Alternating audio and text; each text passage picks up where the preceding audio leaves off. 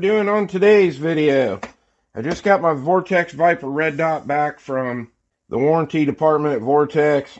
I'll give you a little backstory on why this was sent back for warranty work. This is actually the third Viper red dot I've had. The first one was mounted on my Walther Pt.2.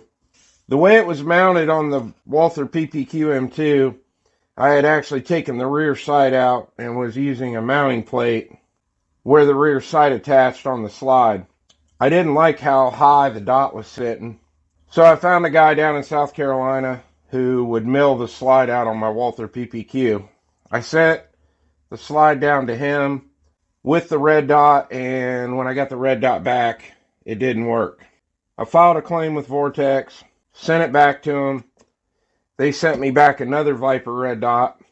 The up button on it to intensify the dot was intermittent. I was having issues with it.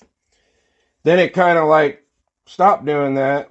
That dot ended up on my Glock 40. And a few videos back, we were testing the Glacier safety slugs with the 10mm Glock, and the dot died altogether.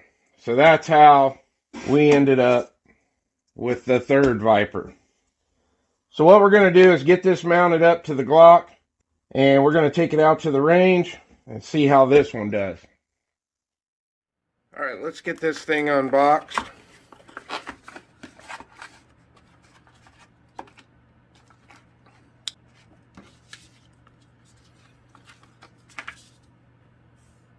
Lens cloth. Got the cover. Got a mounting plate for a Picatinny rail. We won't be using that. Got the battery.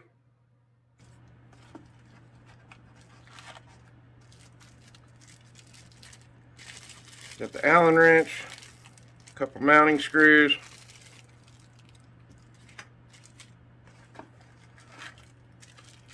And we got the dot.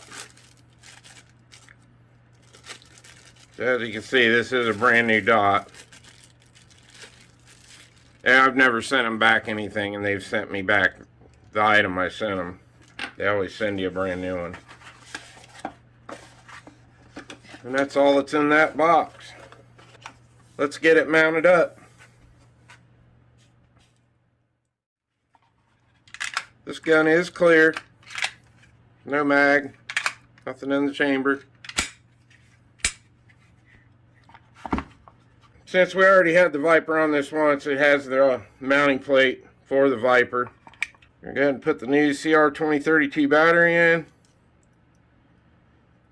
Look how terrible this quality is from Vortex. This is why I'm pretty much switched to Holosun and Swamp Fox at this point.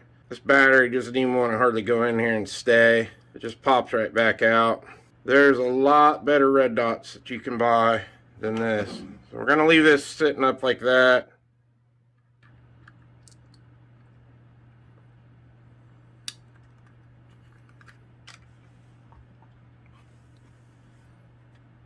Alright, so it's on there. I'm going to keep it held down. I want to make sure we got a dot. We do. The up and down buttons are working fine. Alright, I got my screws that I had on it before. So we're going to do the same thing again like we did when we mounted the dot on the Shadow Systems DR920. I'm going to go ahead and get this one down to hold that in place.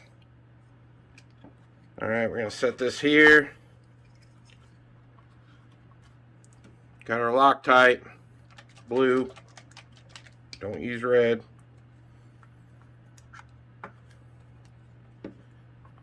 I'll put just a little bit on the screw.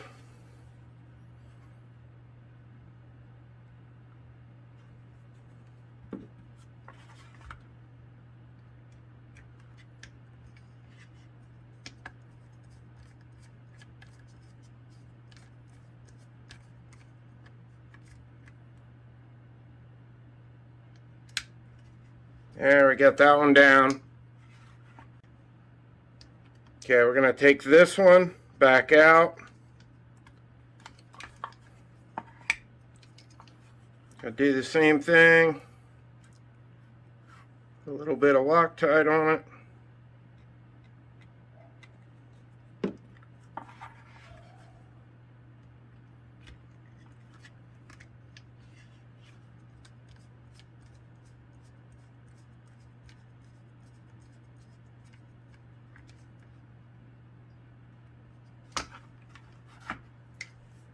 And there it is. We got it mounted.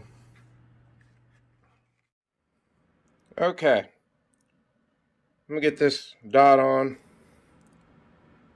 Show you what it's doing. Pretty nice dot. Turn it down here. There it's off. Back on. So this one is working exactly the way it's supposed to. Alright, let's go over real quick what all I've done to this gun. Not a whole lot. This has the Ghost Incorporated 3.5 pound complete trigger kit in it. And the only other thing that I added was the Ghost slide release. The grip skin on this is from Handle It Grips. And that's all I've done to this.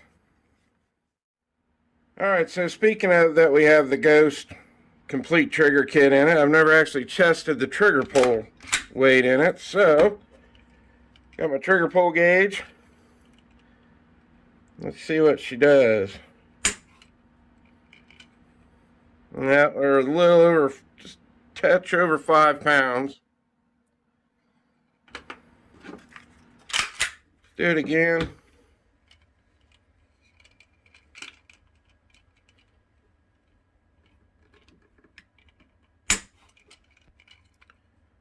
Yeah, right over a little over 5 pounds.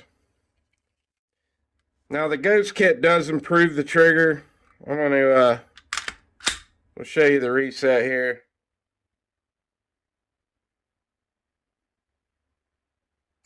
There's your reset.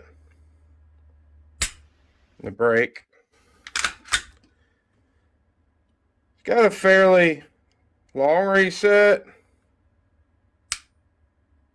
I'll show you the take up. Right there, that's all the take up there is. Brake. So it's not a bad trigger. There's a lot better aftermarket triggers you could put in this. But that's not bad.